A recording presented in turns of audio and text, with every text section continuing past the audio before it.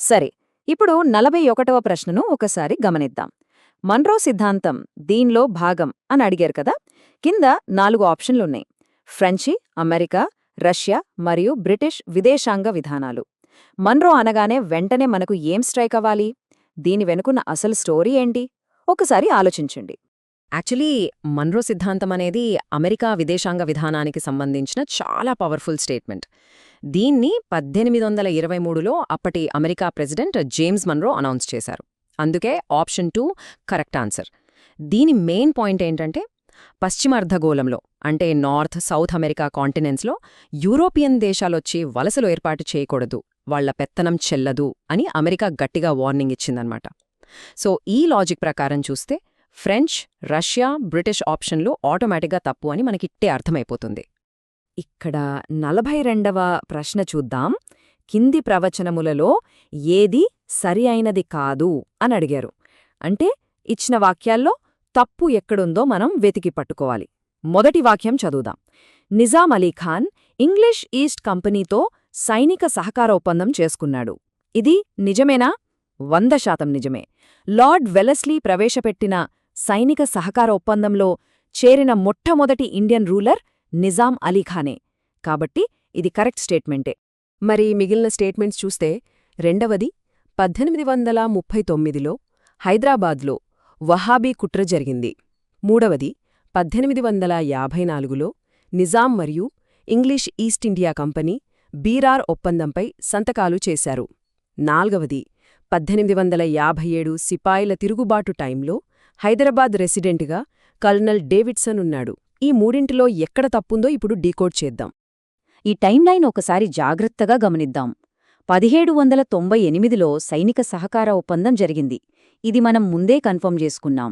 1839 వహాబీ కుట్ర కూడా పక్కా చారిత్రక వాస్తవం.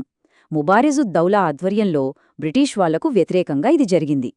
అలాగే 1857 సిపాయిల తిరుగుబాటు టైంలో హైదరాబాదులో కర్నల్ డేవిడ్సన్ బ్రిటిష్ రెసిడెంట్గా ఉండటం కూడా కరెక్టే.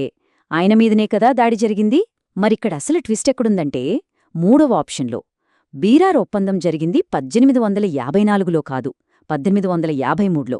అప్పటి Nizam Nasiruddaula, British governor general Lord Dalhousie మధ్య 1853లో ఆ ఒప్పందం కుదిరింది.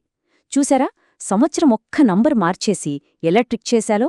కాబట్టి 1854లో బీరార్ ఒప్పందం జరిగింది అనేది రాంగ్ స్టేట్మెంట్. మనకు కావలసిన సరైన ఆన్సర్ కూడా ఇదే. సో ఆప్షన్ 3 అనమాట. ఇక్కడ 43, 44 ప్రశ్నలను ఒకేసారి చూద్దాం.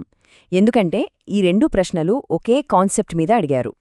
43వ ప్రశ్న, తీరాంధ్రప్రదేశ్లో మొదటి ఐరోపా వర్తక కేంద్రాన్ని స్థాపించిన విదేశీయులు. 44వ ప్రశ్న, ఆంధ్ర ప్రాంతంలో మొదట వ్యాపార కేంద్రాలను ఏర్పాటు చేసిన విదేశీయులు. అడిగే విధానం కొంచెం మారింది కానీ మీనింగ్ ఒకటే కదా. ఆప్షన్స్ కూడా అవే: ఇంగ్లీష్, ఫ్రెంచ్, డచ్, పోర్చుగీస్. ఎగ్జామ్స్లో ఒకే టాపిక్ ఎంత ఇంపార్టెంట్ రోల్ ప్లే చేస్తుందో దీనుబట్టే మనం అర్థం చేసుకోవచ్చు. అసలు లాజిక్ ఏంటంటే, ఇండియాకి సముద్ర మార్గం ద్వారా ఫస్ట్ వచ్చింది పోర్చుగీస్ వారే, అందులో డౌట్ లేదు. కాని ఇక్కడ ప్రశ్న అడుగుతున్నది ఆంధ్ర ప్రాంతం లేదా తూర్పు తీరం గురించి. మన ఆంధ్ర ఏరియాలో ఫస్ట్ ఎంటర్ అయ్యింది డచ్ వాళ్లు. వాళ్లు 1605లోనే మచిలీపట్నంలో తమ బేస్ ఏర్పాటు చేసుకున్నారు.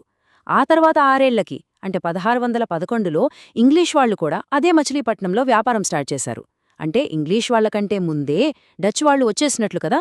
సో ఈ రెండు ప్రశ్నలకు సరైన ఆన్సర్ ఆప్షన్ 3 డచ్ వారే. అందుకే ఇండియా మొత్తానికా లేక ఆంధ్ర ప్రాంతానికా అనేది ప్రశ్నలో క్లియర్గా చదువుకోవడం చాలా ఇంపార్టెంట్. ఇక్కడ 45వ ప్రశ్న చూద్దాం.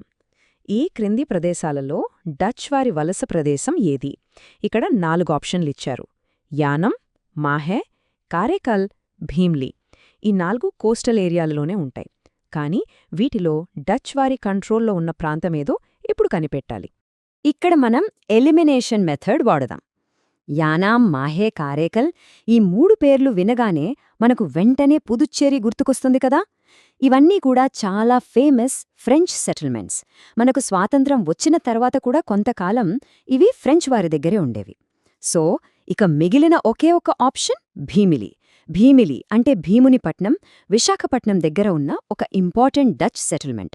డచ్ వాళ్లు ఇక్కడ ఒక పెద్ద కోట కూడా కట్టుకున్నారు. కాబట్టి ఆప్షన్ 4 భీమిలి అనేది కరెక్ట్ ఆన్సర్. మిగతా ఆప్షన్స్ ఎందుకు కాదో తెలిస్తే కరెక్ట్ ఆన్సర్ ఎంత ఈజీగా దొరికిపోతుందో చూశారుగా.